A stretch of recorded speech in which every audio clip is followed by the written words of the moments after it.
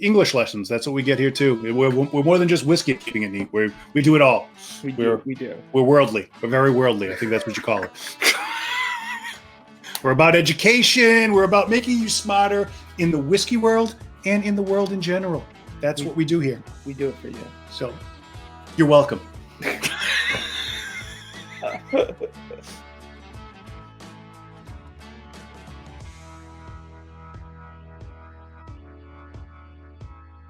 Hey, kinfolk. Welcome back to Keeping It Neat with Derek and Nick.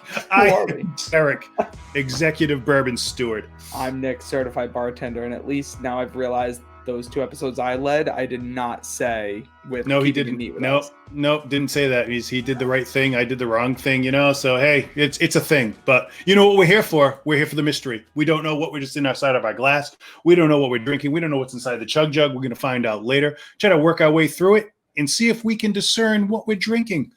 But as always, what we want you to do is please subscribe to the channel, hit the notifications button, like us, share us, follow us on Instagram, follow us on Twitter, join us on our Keeping It Neat group page on Facebook where we talk about all things whiskey all the time. That would be great. And sir, are you ready to whiskey? Ready and Abel. Well, let's get into it. Ooh, that was like on cue. That was perfect. It was. Whew. Another good one. Dude. All right. I'm going to say a rich caramel off this one. I was going to say the same thing right off the bat. Caramel. So it's vanilla. All right. So everyone out there, it's vanilla.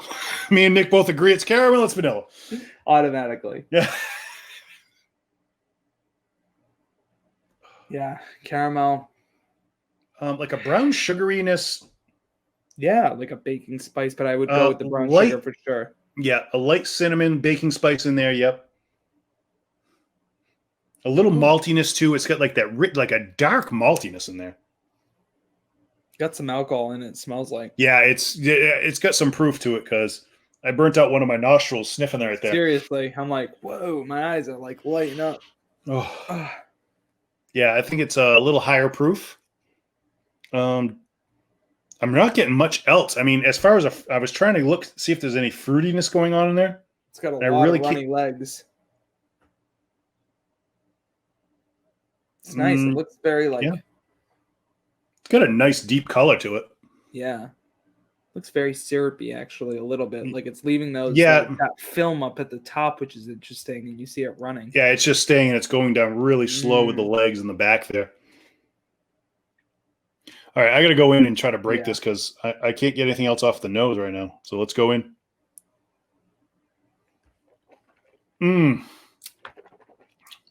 Holy mama. Oh my God. Woo.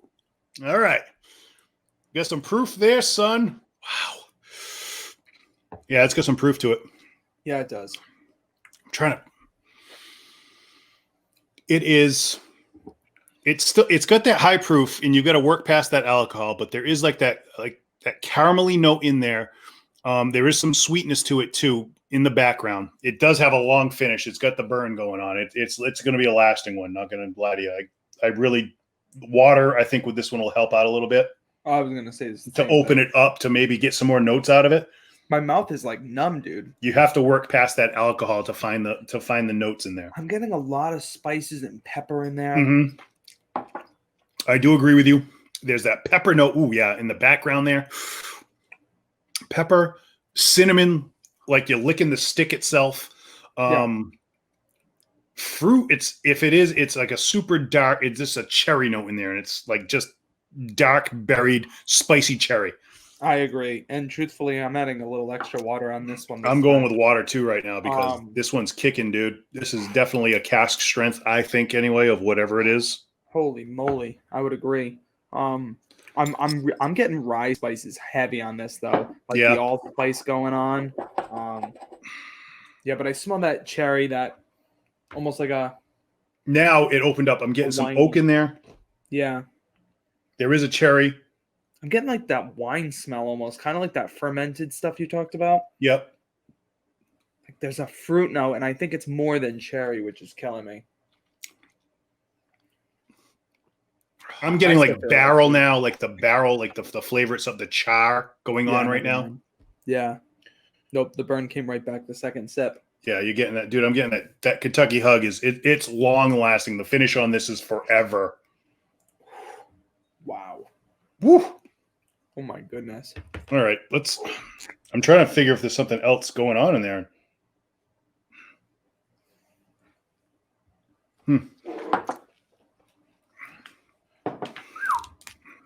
You know what? I'm gonna leave it. But all right. So I think 52% alcohol. It is high.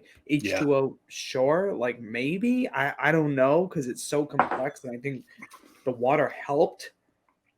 But I think we could be talking about this one all night. There's so much to break down. The burn is so strong. You almost have to fight that burn for a little bit, maybe, and then you might get some more. I think it might be a bourbon, and then I give it a 3.25. Okay. I thought about a 3.5, but you know what?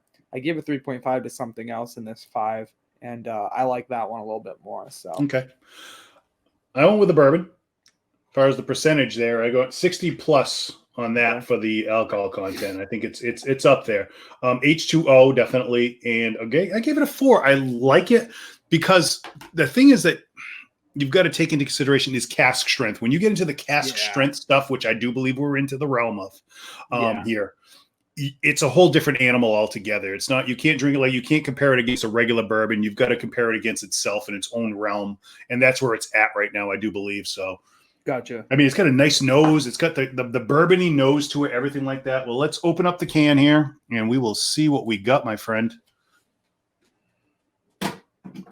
And, ooh, son. Stagg Jr. Stagg Jr., my friend. So we were corrected.